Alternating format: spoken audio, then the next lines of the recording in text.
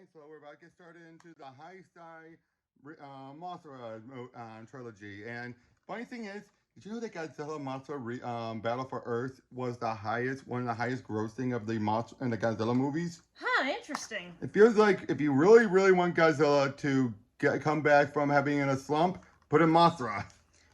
So because of that, after Godzilla was taken out, they decided to let the Queen have a chance. Sort of. Because, well, in the first one, we do have female Mothra, well, then later replaced by her son, Mothra Leo. So that's kind of weird, going for a male version, even though they're still trying to appeal to girls. But, this, from what I've heard, can get annoying. Not that bad. From what I understand, the second one is the worst. Okay. First one's going to be good, and the first and third one are going to be the good ones. So, hopefully, yeah. But there's going to be some tweaks and changes here. And it's going to open up with a Ghidorah XP. Oh, interesting. Named Death Ghidorah. So, we'll see how it is and see you on the other end.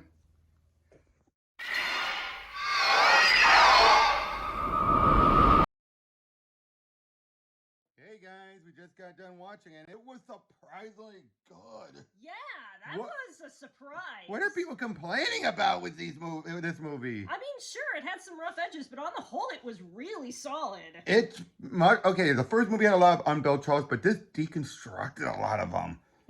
Like, a lot of stuff we're so used to, like, okay, Mothra dies.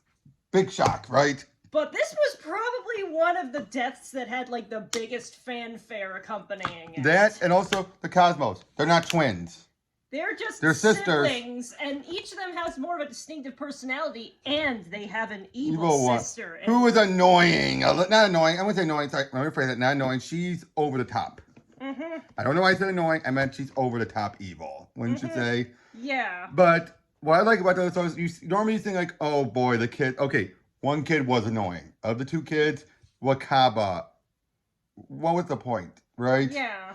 She was a snot-nosed brat who would fake crying to get what she wants, was then taken under bad guy's control, and then right when you think, okay, she's not so bad, she starts whining about, my legs are, it's like, whereas Taikai, a good kid, good big brother. Good big brother indeed.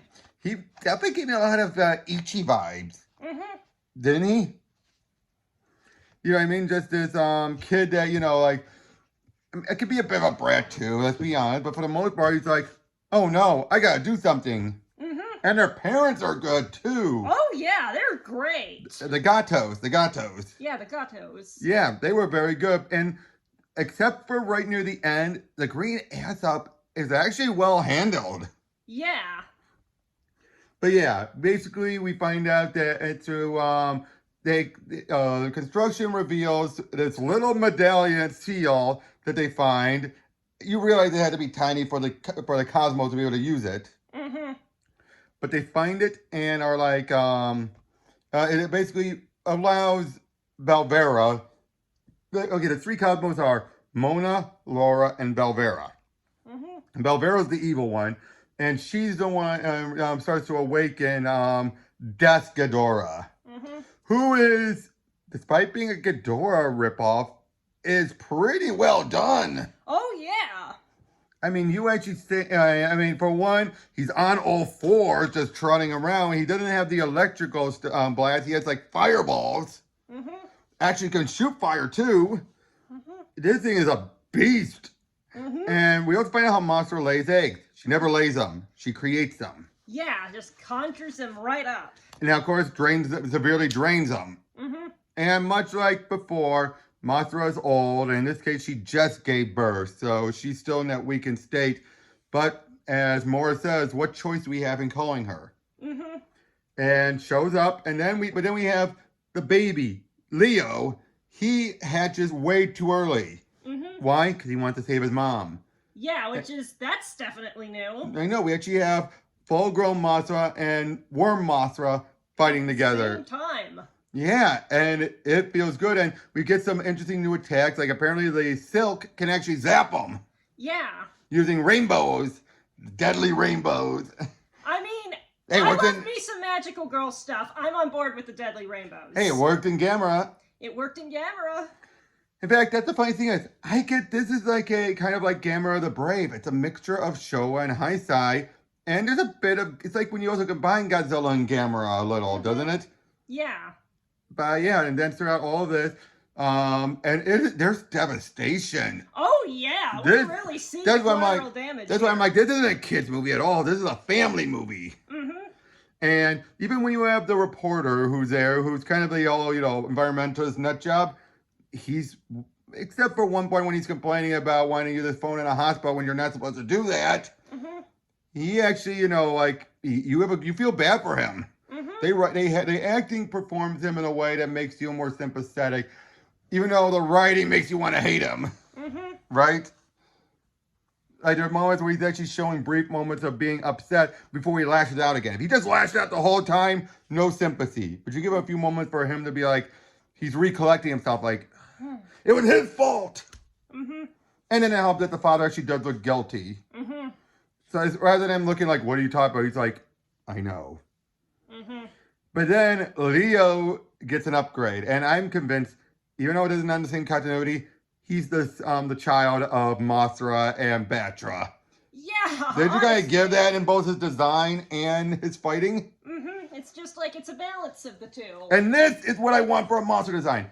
Puffball, cute and cuddly, but still looking like it's gonna kick your ass. Yes, I'm adorable, but I will also ruin your day. See? Like this. Mm-hmm. Isn't that perfect? Yeah. That is just exactly what we wanted. And now the only thing I will say that there's one big downside. They have a great little fight between Belvera and the other sisters on top of little tiny fairy Mothra and her little apparently robo dragon. And it's good. It's funny. It's cute, but it goes on a little too long. Mm-hmm. And even the final fight, I think, went on a little too long, don't you think? Yeah. A little, but not to the point of like, wrap it up. Mm-hmm. But yeah, I give this a strong 8. Me too. This is, and I also like how the parents are in on it. They're not just like the kids know it all and the parents are completely in the dark. Oh no, the mother gets tied up. Yeah, it's just like That the whole surprised family's me. working together. And she says, like, hey, if I hadn't seen those little fairies, I wouldn't have believed you. Yeah, I love how you see the fairies when they're flying. They're acting like little dolls, like. Mm-hmm. Although I do love how Marge is like she whispers but doesn't change it, whereas Laura's like covering her mouth, but it's like you're not supposed to move. Mm-hmm. But yeah, overall this was damn good. A nice start off for this trilogy. Mm-hmm. Now I am enjoying the next one. The next one is supposed to be the weakest one, and from all things I've heard, it probably will be. Yeah. So, but then we'll have a good ending with the third one. So we'll see you on the other end.